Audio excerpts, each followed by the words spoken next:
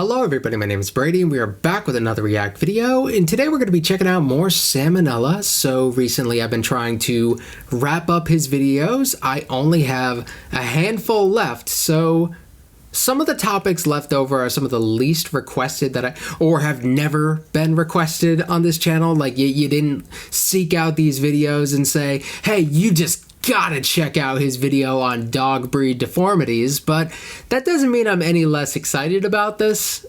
Actually, this is something that hits kind of close to home because I had a dog deeply deformed. His breed was Pekingese, so they kind of got the pug face, so they can hardly breathe.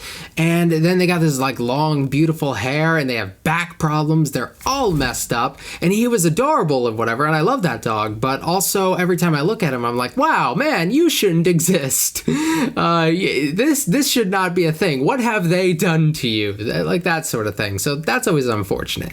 And there's like this dilemma, like I want to be like, wow, that shouldn't exist, but I'm also thinking like all doggos deserve love or whatever. It's just like you got to stop making them like this, that sort of thing. So yeah, this is a pretty personal subject for me right here. I'm curious about some of the other ones. I imagine we got to go down like the pug route, but I'm not sure where else we could possibly go with that. So we'll see. A lot of weird noses, I'm sure.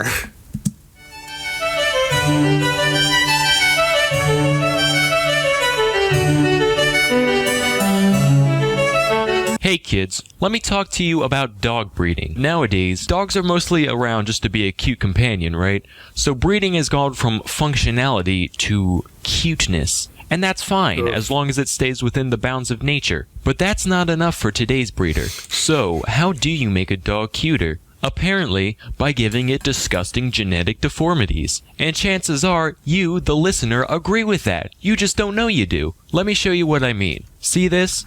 This is a relatively normal dog. Notice the snout, the eyes, the shape of the head. Not too far gone from the wolves that today's dogs come from. Now let me take you through some other breeds. First is the Bull Terrier. 100 years ago, still looked pretty normal, right? Now here's today's version. Jesus, you need snouts, right? Let's just give it a long, continuous, boomerang-shaped head with two tiny holes at the end. That's not even like that cute. I mean, like all dogs in a sense are cute, but what that's like going from this to this. Like this is cuter. This is way cuter. They did a bad job. They get an F on this one. They managed to make the dog less cute. Like I would still give that doggo all the love in the world. But there would be a little bit of pity fueling that love. Like I don't feel bad for this dog. He's a beautiful beast and deserves love as much as any other dog. But I don't pity this dog. Like I just feel bad for that dog. It's kind of the feeling I had towards my old dog.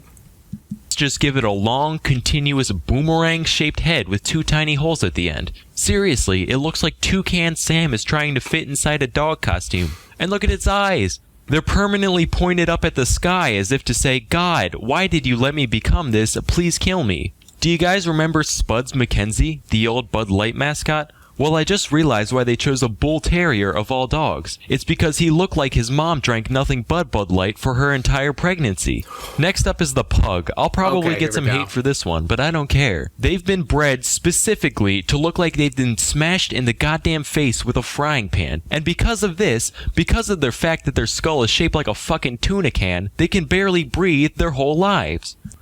Yeah, the way they hold on to like fat is a little weird. I don't know if that's like a thing. Like all they're so like they're such lumpy dogs. Like they can't breathe. They can't get that much exercise. The Pekingese is just kind of the pug taken to another level. At least they did something. Like it has long, beautiful hair or something. It can do that. So aesthetically, they did something effective there, unlike the previous dog, where it does not look better by any means. But, like, it doesn't make... just because they were able to make it look better than a pug isn't really the... the best criteria to go on because it's not the best base material to work on. You question like the pug probably shouldn't be how it is either.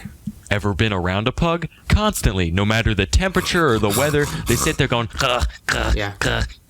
and people think this shit is cute. If my baby came out with a flat nose, hair lip, cylindrical head, and no neck going, I'd be like, Jesus fuck, put it back in. It's clearly not done yet. Next is the Dachshund. Now there is no excuse for this one. The head's fine, right? But the body, good God. It's got a torso shaped like a goddamn doorstop with those pointless legs just kind of stapled on. Now it's been a little while since I reminded you what a normal dog looks like, so here.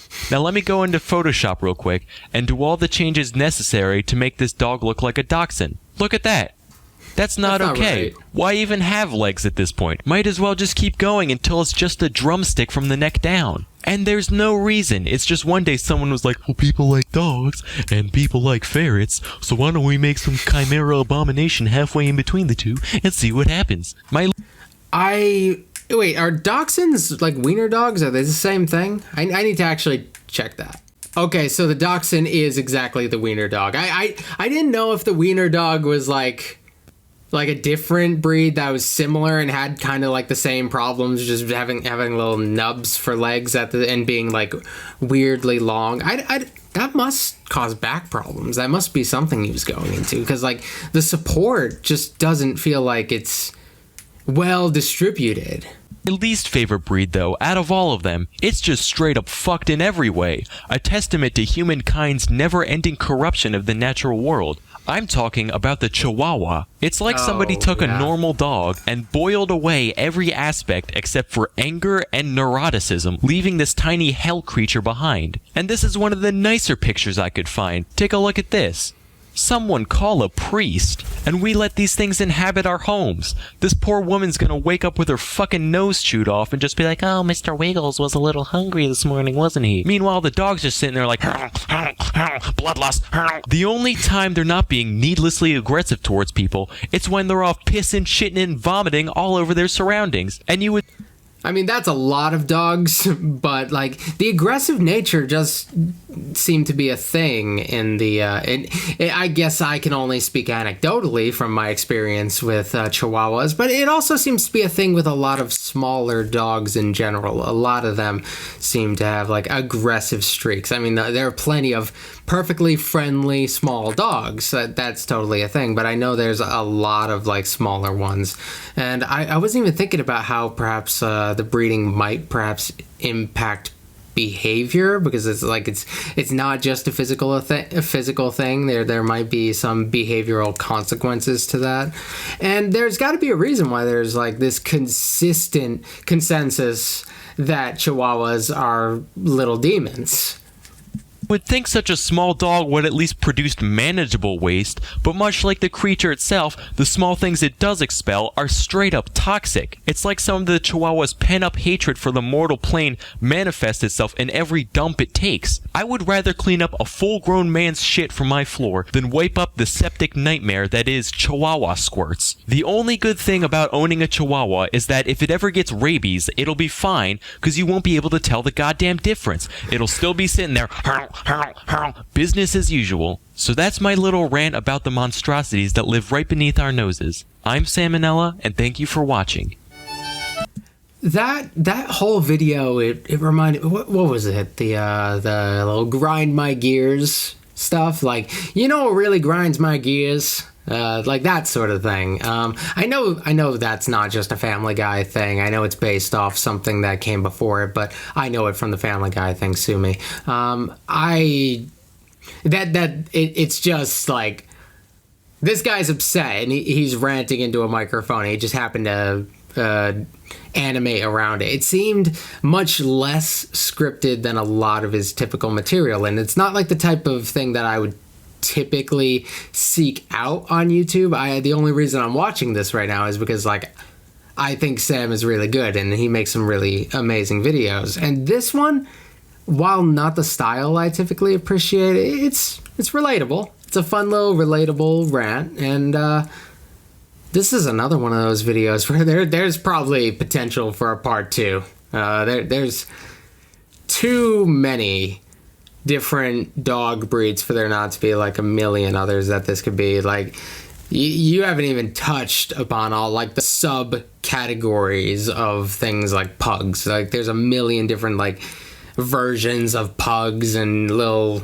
interbreeding, and a lot of them get bad, man. A lot of them just shouldn't exist. So, like, while all dogs deserve love once they're born, let's try to give them as much love as possible and try to make their unfortunate existence as happy as possible. Let's not be mean to the dogs that do exist, but like, we gotta stop doing this. People gotta stop breeding dogs, like in general. Like, we've got way too many that need homes. Adopt a dog, man. Don't buy a dog from a breeder if you can help it, because like it fuels stuff like this a lot of the time. Like, and that's how it be sometimes. But sometimes people want a very specific dog, and that's just how it ends up being. You're not like, I don't think you're a bad person in that case. Like, my parents have gone to dog breeders before, and like I totally get it. That sort of stuff happens, but like, try to adopt if you can. You know, there are plenty of dogs out there that need a home, and it doesn't fuel like this oddly dark breeding industry. Not the best word, but you know. Thank you guys for watching. That was fun though. It was sad, but it was a fun little rant. It's kind of fun seeing SamONella go off on something. He's got a good way of delivering things that works very well in like a rant. And this is like the rantiest video from him that I've seen. So that worked out. If that's what he's going for, it worked out. So thank you guys for watching. Like, comment, subscribe, and I will be doing some more SamONella pretty soon. We're almost out of videos. We just got a few more, like 2 or 3, maybe 4, maybe 5. I'm not sure. It feels like every time I feel like I'm almost done, I end up finding a couple more that I haven't done. So I guess we'll see. So thank you for watching, and I will see you guys next time. All right, bye.